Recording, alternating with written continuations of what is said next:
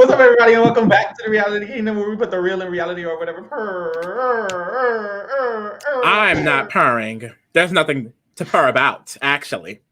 This is a very, very disappointing night for all the Kirstenators. Yes, this is bullshit. Why wasn't the eviction canceled? Someone tell me why the eviction was not canceled. I'm pissed the hell off. Was it to bring in DX? Was it to bring in DX? Is that what this was? We let Kirsten go home to bring in DX. This is gonna piss me off. You don't seem pressed enough for me. He's not I'm honestly not that pressed about Kirsten. I'm sorry. That's mother. And this is you'll never get anywhere being a hater in life. You know that, right? I had mentally prepared myself for her going home back when she was arguing with Sari. I was like, oh, it's over. I was like, it's done then. It was over then. It was over then. Back when Jared exposed, like I just feel like Luke being expelled would turn it around. It just didn't make any sense to me why they would keep the eviction going if Luke got expelled. I was thinking, okay, the other time where an eviction happened later in the week was Paloma, and they canceled the eviction. Now people were saying, well, since she was eligible through the twist and whatnot, that it's not the same. I don't give a damn. You're gonna let Kirsten stay. Like, who cares? Kirsten needs to stay in that damn house. I feel like they fucking up the weeks with Luke going anyways. Keep the weeks even. You want 100 days. There's a writer's strike. Right, because they adding a bitch in, so it really don't matter. But then that's the thing. That's why they were so gun-ho. They was like, okay, well, we can lose a couple. We add somebody. It's 100 days, bitch.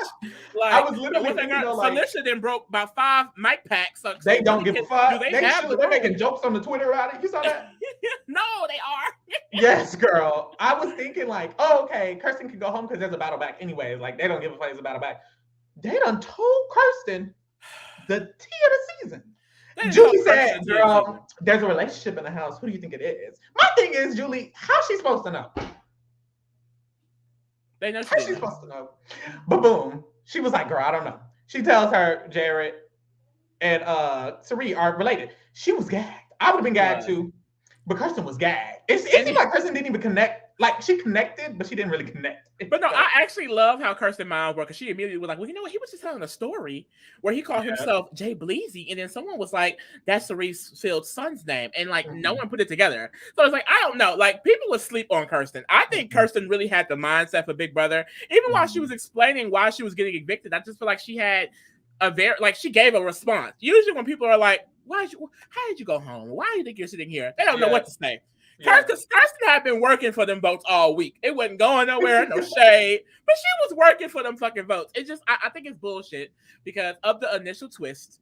You know, it was the nomination competition. So each person that got out first in every little round was nominated. And I just think if that wasn't the case, she could have maybe avoided nomination. I think that she was very anxious throughout the entire week because she was the first nominee. I think maybe if she wasn't nominated, she didn't feel like she needed to fight for her safety, she wouldn't have went and made an alliance here and a relationship here and a bond there. Like, maybe those things wouldn't have happened if she was, regularly having a week.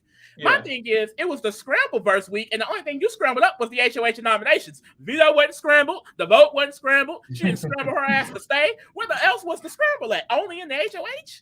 This is making me mad. Child. I honestly feel like this is... like, get into it. I would just say, like, damn, like, I just feel like, if y'all want to go cancel eviction, then why are you even evict Luke? Like, y'all don't care enough about reparations because y'all gonna kick out Luke, but gonna still let the black woman go home. No, this isn't reparations, CBS. Yeah, I'm gonna be one of them. I'm still mad. I'm gonna still find something to complain about. Yep. Because why the hell did she go home? I don't think she did nothing wrong. She did well. She was playing a little hard. I'm not gonna lie. She was playing a little hard. She played a little hard. That's the thing of anybody. They come up with a reason every fucking first week. I guess this was a reason. This is typical Big Brother. We making something up out of our ass. I guess. But fuck.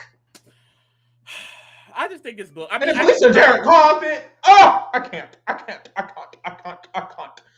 But I don't think she I would love to see Kirsten on the challenge.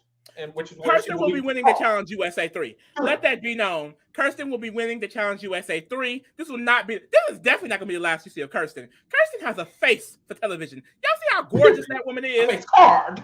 That face card is always approved. It don't look Whether like she's John smiling, crying, she looks good. Period. Poop. The fuck? So yeah, y'all, Kirsten's out, unfortunately. So it's what, 15 people left in the house because 2 just went home? They were We don't care about her being a good player. We care about the face card. And I wanted to look at that face card all season. Period. So it's technically 15 people, but technically not. Let's get into the twist real quick because it's supposed to be 15, but they just put a little clip, a little preview of the twist. And now we're in the scare reverse. They flash to the scary room. It's scary. And then they flash to the backyard, which is where the HOH competition is going to be. And it was giving Portal, bitch. It was giving a Portal. So I don't know. And usually when there's a portal, if you watch Rick and Morty, you watch Doctor Strange, you watch Avengers. If a portal, somebody is walking in it from a different universe. Mm-hmm. And the girls have been saying, Mr. Derek X is about to play. Now, I wouldn't believe in the rumors because Claire literally tweeted preseason, oh, it's going to be hard to root for DX. How am I root for Serena when Derek X there? Yeah. And I didn't think she would expose her man like that. She was posting videos. Now, some of the girls were saying, this isn't actually DX.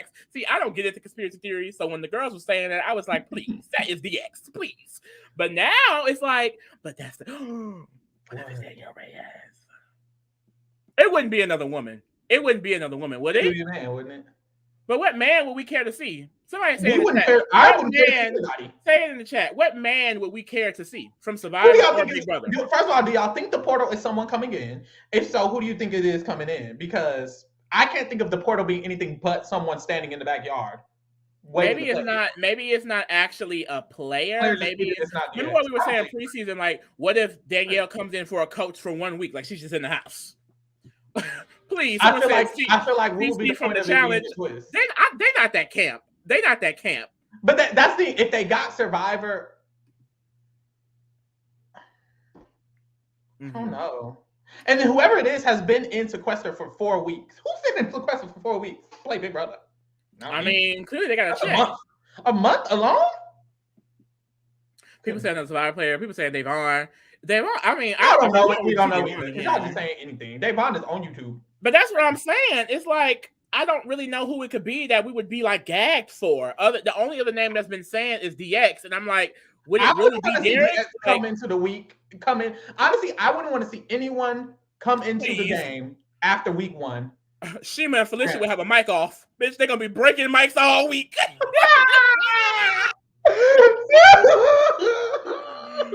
Okay, someone said hi. Hi from Survivor. That would be cute. Another Survivor player I think would be cute, and it would be unexpected. It would be now, cute. Swaggy would be cute. Why are they coming in? Swaggy Daddy. Period. Why would they come in? Jeff Probst, please.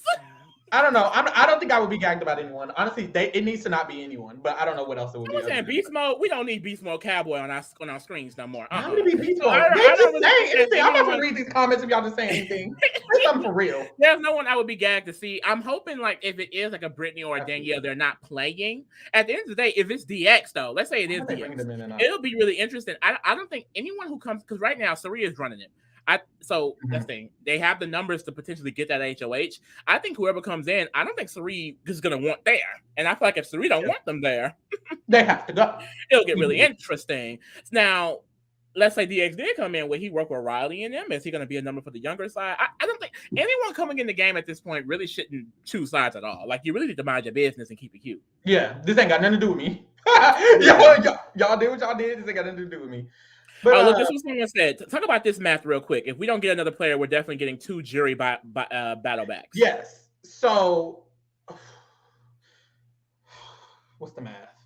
I definitely don't know it. Hold on. Okay, technically, we're back at a normal 16-player cast because Luke and Kirsten went home on the same night. So it's basically like 16 players anyways. Like, stay with me, y'all. Imagine we just had a normal 16 players. 16 players for 100 days is similar to Big Brother 18. They had 2 double evictions and 2 battle backs with 16 players in 100 days. So technically we need 2 double evictions and 2 battle backs. It could also be someone coming in. It could also be a halted week. What's it called? A halting hex rise. We needed that this week, so it's like I don't know that. We did need a redo, or just a redo week. So we need 2 weeks that get stopped, or 2 people coming in, and then we need 2 double evictions or 1 triple. So we need a lot of twists to happen. So I guess we'll see. I don't know, but child, let's get into the Luke. So first of all, Luke is expelled as he should be. Yes, they ate that. They ate that. CBS ate that. They ate that up. For once, you eat a lot. You eat a lot, but you ate that one thing. They ate that one thing. That one thing. I'm gagged because literally, I did not think they. I didn't think they would evict. I did not think they would expel him. I love it. And you know how they say Big Brother is a microcosm of the real world. I think it's very interesting how in the real world, bitch, if you tweet, they put up them old tweets, you say the N-word, you say some racist shit, you will lose your job, you'll lose your scholarship, you'll get expelled from school, everything. And now you see Kyle removed, evicted, exited the premises. See Luke ejected. Expelled. So they're letting these girls know. They're letting these girls know. A BB15, BB21, those won't be happening. Those won't be happening. Not again. Not again. Let the N-word slip out. All the time people say N-word. Why did they say it in BB15 5 times? Well, not why. Girl, everybody in BB15 said it. They were saying in the BB15 more than the 2 black people of the season. I ain't hear Howard or Candace say it once. Hey, not once. That was crazy. So I'm really happy that they're taking this stand. And people were bringing up the statement they released in All Stars, which I had forgot about when Twitter was saying that Memphis had said it, and they did their investigation and they released a statement saying he didn't say it, but if they did say it, he would have been expelled. Removed. So you can't say that in All Stars, then take the 50% diversity pledge and then not remove someone who said it. So I'm happy. I'm happy that this is a rule, and it gives at the end of the day, especially the way Jared let it go. He would have said it again. This is a 100-day season. He wasn't really a target anymore. It could have easily slipped out. He was getting comfortable. He felt comfortable. That means when he's comfortable at his home in Florida, where Ron DeSantis is running shit, he's probably saying it up and down the street. He's actually on Twitter. On Instagram. Let's get into that. So if y'all don't follow, you probably shouldn't follow Luke Valentine on Actually, I think I had followed, so let me unfollow. Please unfollow. So Luke was on Twitter. It was never for pleasure. He posted a story of a cheese in his Instagram story. Because, you know, the comment was, we in the fucking cheese room, nigga. So he posted a cheese on his story. Mm-hmm. And then in the comments, someone said the quote, we in the effing cheese room. And then he liked it. He liked the comment. So clearly he doesn't give a damn. Funny. Clearly he doesn't give a damn at all. So it's just like, well, good riddance at this point. Him and his family at home talk about Jared is a good black man because he defended. Like, I'm just sick. Let's get into the Jared of all. So he got expelled. Riley got the note card. I don't think she knew what it was because she came out the diary. She was smiling. She was happy. And then they sat them all down. Everyone was having a normal day. And Riley was like, okay, guys. So, you know, the Big Brother house has enacted a rule where it is forbidden to use racial slurs, and someone has been expelled from the house for using racial slur. And they were gagged. They were gagged. Like they were gone, and I would be too. They were all gone. They were looking around. No one could really say anything except the people who were in the room. So I was waiting, expecting. I was like, oh, okay, Jared finna tell them. Jared's gonna say something. No. Corey. Timmy. I've been hating on Corey. Not Timmy Turner. Corey. Not Timmy. He looked like Timmy. Yeah, everybody. You know that is all that. Fucking don't be easy. Okay, I'm sorry. Corey was the one who spoke up, but he said, well, I mean, I feel like someone should say something about the current since there were people in the room. And I was in the room. I think I know what happened.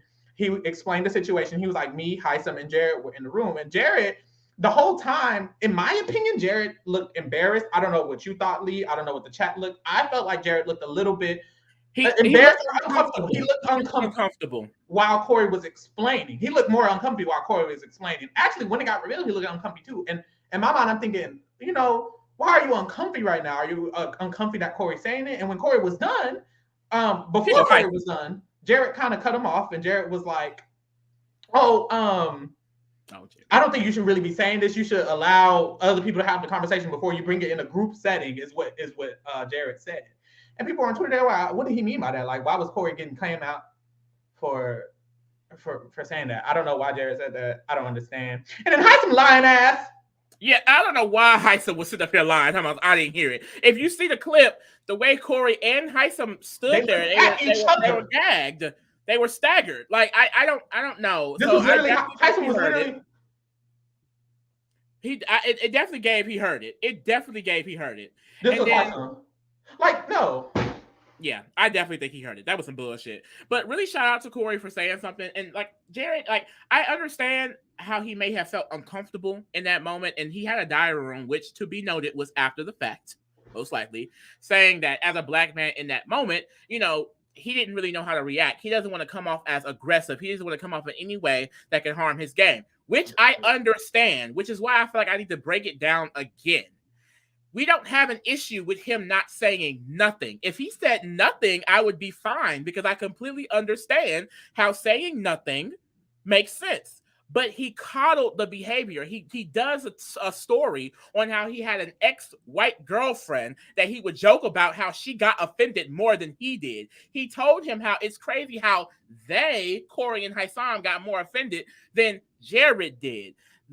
You're excusing the behavior. It should have just stopped at that. The conversation could have just moved forward. He could have changed the subject, bitch. We could have been talking about something else, which I will say he did, but that's after he said, I don't give a fuck. And then when Luke brought it back up, that's when he tells the story about, oh, well, my white ex-girlfriend. It's just, it wasn't necessary. And now it's aired on national television. And I do want to mention why it's really important for him to either just not say anything or shut it down, because at the end of the day, a lot of people are offended by it. And you're also demeaning a lot of work that a lot of black people, specifically black women, has put into this not using the word. A lot of people have been on the front lines for the black community, you know, making this a rule. The reason why this is a rule is because enough black people stood up and was like, we are offended and we don't want non-black people saying that. So him as a black man on national TV dismissing it, it really just demeans a lot of that work that we put in. And it just sucks because I know he's in an awkward situation as a black man, and I don't want to make it seem like we're excusing that. I understand how it can be uncomfortable because I've been in situations like that before. I don't hang around people like that, you know, but I don't let that go around in my circle. But I get that a lot of people, they don't understand the nuances and understand how to tackle it, but you don't excuse the behavior. I mean, there's a responsibility that he had in that moment that he really didn't take. And then he continued to excuse it, which is what made it weird, in my opinion. I agree.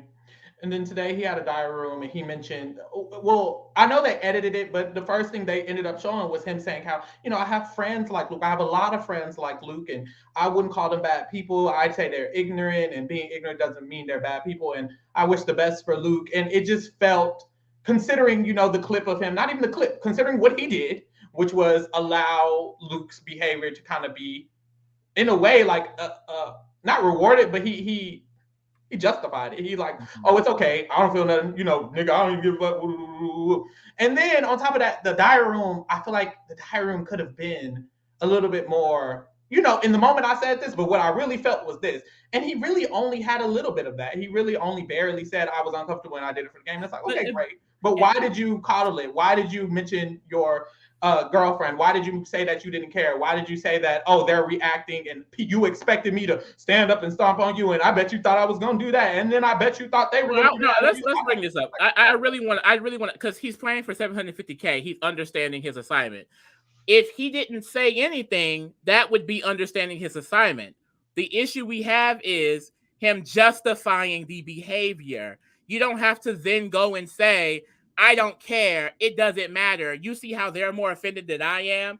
This is why Luke is on Twitter now and on Instagram now saying how much he does not care. There are literal racists using Jared's excuse, saying, since Jared didn't care, we can now say it. This is what you're not, there's more to it. It's not that he didn't say anything. It's that he said, it's okay. It doesn't matter. I'm not offended.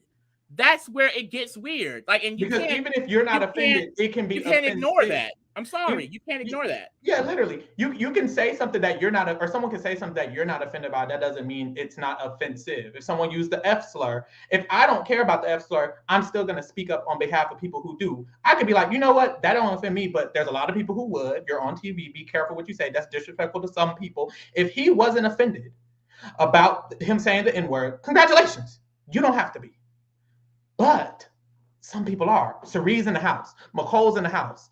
Felicia's in the house. Kirsten is in the house. They're all Black women. And him saying this in the same house as them, it's honestly your duty to let him know that they could be offended and he shouldn't walk around the house saying that. Because if he would have said it downstairs and Kirsten would have went off on him or something, and then she's seen as the big bad guy because you didn't knock it down when you knew about it originally. You knew about it already. If he would have said it in front of another Black person and the other Black person got backlash or got hated or their game's ruined, there's a lot to it. They're uncomfortable now. Now the Black people in the house are uncomfortable because he's saying it around them because you didn't nip it in the bud when you could have. You know people can be uncomfortable about this. You should have said something regardless. He didn't even have to be talking about Black people. But when Xavier heard Whitney say that comment about DX that was a racial slur, he nipped it in the bud because because DX wasn't even in the room. Or was he? It doesn't matter. DX was in the room, and DX didn't say anything. Exactly. And that's the thing. But someone still spoke up and said, someone spoke up. Can be offended. Just because DX wasn't offended, maybe people can be offended. offended. Want to say anything. So, you know. But at the end of the day, there's no excusing the behavior because even when Jared could have held him accountable in the DR, he said, I've had a lot of friends like Luke. It's an uncomfortable situation, which means when his friends like Luke say it, he doesn't say anything. So that tells me the type of person he is. And I know a lot of Black people like that. I'm Black. At the end of the day, we're all allowed to have your own opinions. That comment I pulled up, that wasn't to drag you. You still are allowed to have your own opinion if you are Black. But at the end of the day, some people feel that way, some people don't. It's a word, and some people take it way more seriously than others.